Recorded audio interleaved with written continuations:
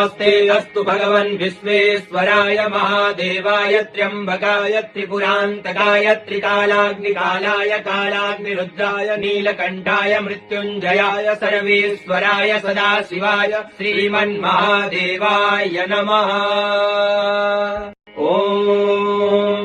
नमस्ते अस्तु भगवन् विश्वेश्वराय महादेवाय त्र्यम्बकाय त्रिपुरान्तकाय त्रिकालाग्निकालाय कालाग्निरुद्राय नीलकण्ठाय मृत्युञ्जयाय सर्वेश्वराय सदाशिवाय श्रीमन्महादेवाय नमः।